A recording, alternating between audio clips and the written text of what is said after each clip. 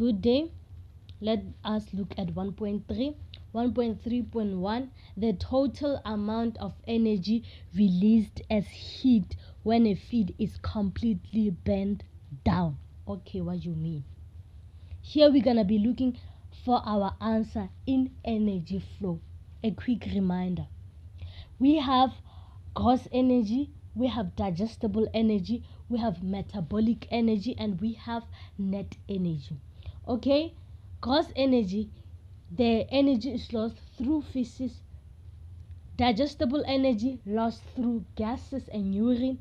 Metabolic energy lost through heat, and net energy, the remaining energy for maintenance and production. I think I already gave you the answer. Metabolic energy.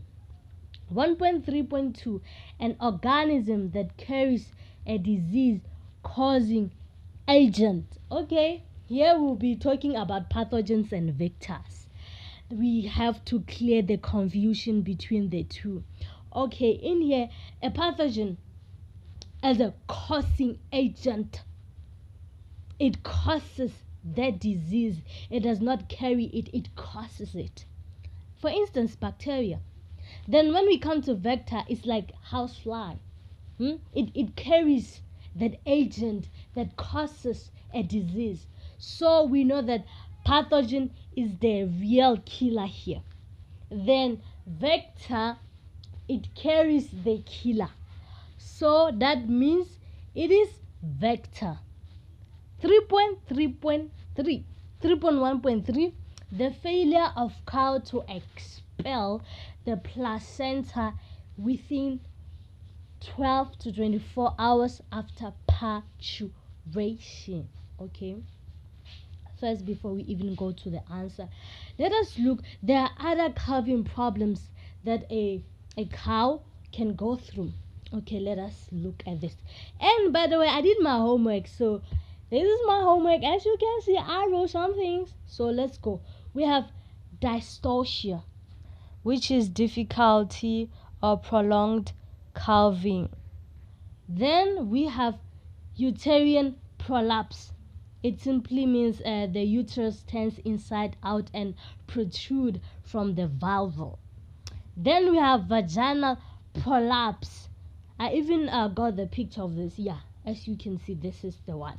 Then we have milk fever and vaginal tear. I couldn't find vaginal tear, the picture of vaginal tear, but I think you know what they are talking about in here. Okay, so this is about the other problems that a cow can encounter when giving birth. And retained placenta. Retained placenta is actually our answer in here. Retained placenta, it is caused by lack of selenium or vitamin E, infection, difficult calving, abortion, or premature calving. Like placenta may not separate properly. You know what I'm saying? So that's the cause of retained placenta. So our answer in here is retained placenta. Then we go to 1.3.4, the process by which the male reproductive cells are formed. Okay, what do you mean? And here we must not rush to answer, because we'll be like the process by which the male reproductive cells are formed. Then we will write, instead of writing of the male reproductive cells, we're gonna write of female reproductive cells. So be careful in there. So here it will be spermatogenesis. Okay, we heard you, but how does it occur? Okay, it occurs. Actually, where does it occur? It occurs in the seminiferous tubule of the testis, supported by the Sertoli cell, which nourishes developing sperm. That's our answer.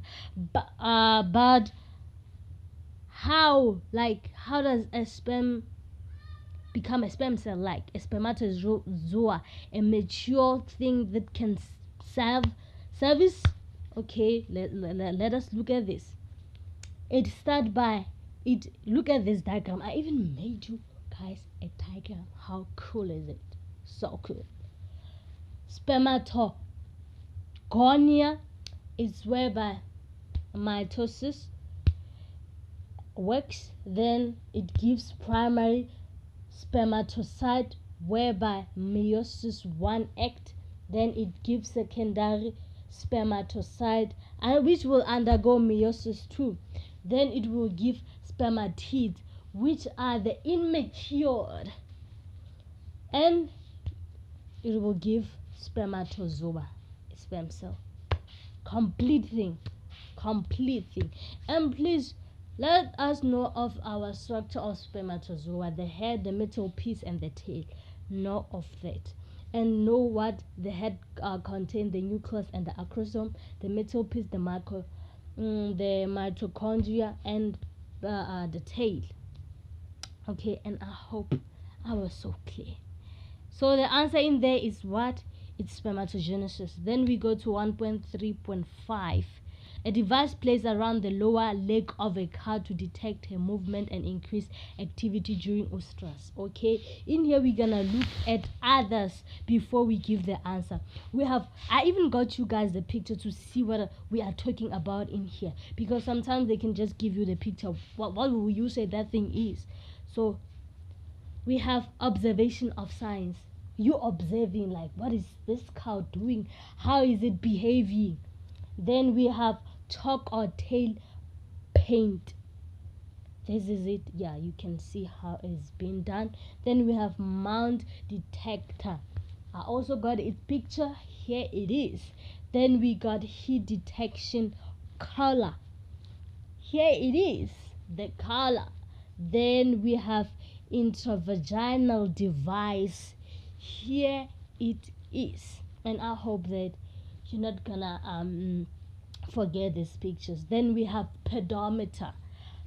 Pedometer is actually the answer. It's actually the device. I couldn't get the picture of it. I don't know why, but I didn't. Then this one is just located. It's going to be placed in the lower leg. I mean to say, in the lower leg of a cow to detect her movement and increase activity during oestrus. So that's all about our lesson. I hope I have reminded you of something that you ignored or something that you forgot. May God be with you. Our next lesson is underlining, changing the opposite of the opposite.